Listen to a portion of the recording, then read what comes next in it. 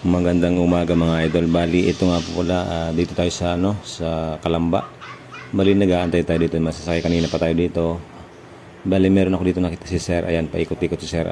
Nag-aantay ata na masasakyan. So, inalok ko to guys. Ayan, si Sir, kinausap ko na, tinanong ko kung saan siya pupunta. Ganyan, sabi niya ipupunta daw siya ng Santa Rosa, Balibago. So, ganun din naman guys, doon ang pupunta ko talaga. Doon naman usually doon ako dumadaan. So, sabi ko kay Sir, Sir, baka gusto niyong sumakay, libre naman po. So, ayan, inaano ko siya, aya ko yan. So, ayan guys, pumayag na siya na sumakay si Sir. So, ayan, kaya niready ko na yung helmet para may magamit siya. So, ayan guys, ito yung natin, ayan.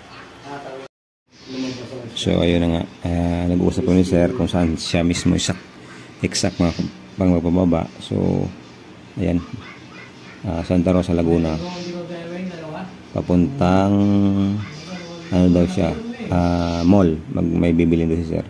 Sinabi ko nga kung wala siyang gagawin na iba, pwede ko naman na siyang diretsong ihatid sa kanila sa bahay kasi nga napakainit. So ayan, okay naman so napag-usapan naman Sir, nalang daw siya sa may mall, bababa sa may simbahan malapit. So sabi ko, sige Sir, tara. So ayan nga pala guys, si Sir galing yun sa sabi niya galing daw siya ng nagpa-medical daw siya para for requirements daw siya dito sa nag-apply kasi siya sa Laguna Technopark. So ayan, for requirements siya, kaya dito siya sa Calamba, Laguna. So after niya magawa yung requirements niya, so pabalik na siya ng Balibago sa kanila sa bahay. So ayan, biyaya na tayo guys. So ayan guys, biyaya na tayo. So dire-diretso lang. Pasensya na nga pala guys, nawala yung audio nito. Maganda sana yung usapan namin ni Sir kasi nga yung usapan namin kung saan siya nag-apply, ganyan-ganyan. So inayap ko kasi Sir kung wala siyang trabaho sana. Sabi ko yung sinundan niyang pasahero ko is supervisor. In-offer ko na baka kung tatanungin ko na baka mayroong available. So sabi niya okay naman daw yung nag-applyan niya. So ayun, okay na. So ayan guys, dire-diretso lang biyahe natin, napakainit dito. So, dahan-dahan lang tayo para safe. Ayan. Ito dita Santa Rosa. Ito guys, dito tayo madalas dati mag-pick up ng pasahero dito sa dita nito. Ayan. Crossing dita. So, may stoplight. So, ayan. Diretso lang tayo dyan. So, ayan nga pala guys, kung gusto nyo yung free ride, comment lang kayo or PM kayo sa page natin.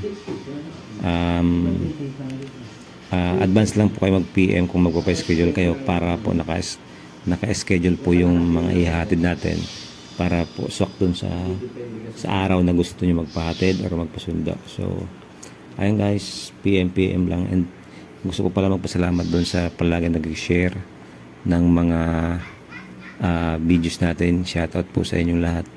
Hindi ko na maisa-isa kasi napakadami. Basta yun, maraming salamat sa pagsuporta lagi. God bless sa inyong lahat. Hindi ko na kayo may isa-isa. Napakadami nyo nag-share palagi ng videos ko. And yan, sana po hanggang sa dulo palaging palagi nyo po ako supportan. Maraming salamat po. Ayan, ito nga guys, malapit tayo dito sa Balibago, Santa Rosa. Sa Lambato banda. Hindi, malapit na rin to. Doon to sa palagpas ng dita, pangalawang pangalawang stoplight or doon na to sa may Balibago mismo. So siyempre antay-antay lang tayo ng stoplight kasi maraming stoplight dito sa lugar na to. So ayan, medyo mainit guys. Sa part na yun, kausap ko yun si Sir, nakakaganda ng usapan namin.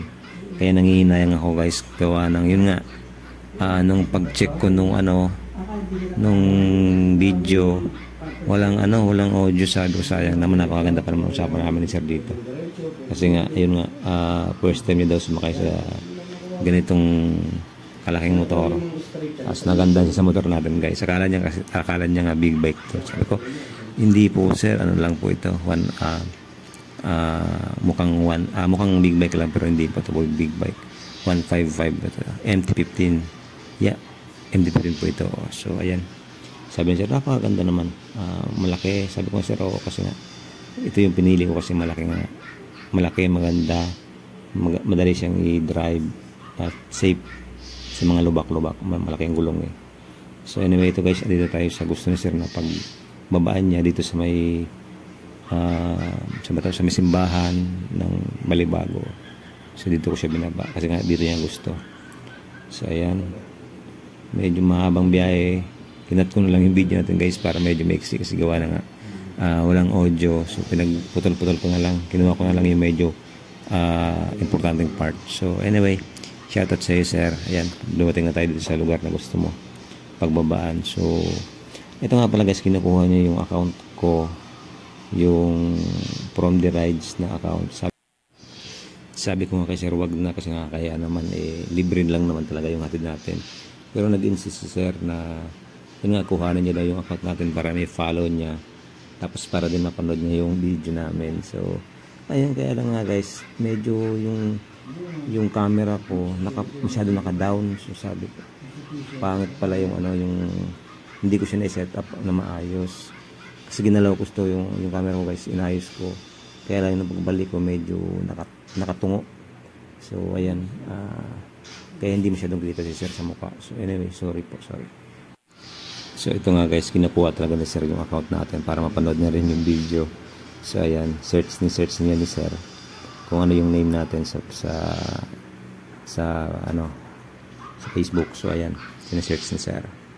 So ayan, pinakita pa sa akin sir niya, nakita ko naman pinalo niya yan. Sabi ko nga wag na kasi nga kaya naman yung pinalo talaga ni sir yung account natin dyan. So anyway, natuwa naman sir sa rides natin. So nagpaalam na ako, gawa ng mainit din naman sa pwesto namin. So ayan, nagpaalam na ako kay sir. So ayan guys, maraming salamat po sa lahat ng sumusuporta ulit sa nag-share ng mga videos natin. God bless po. Thank you.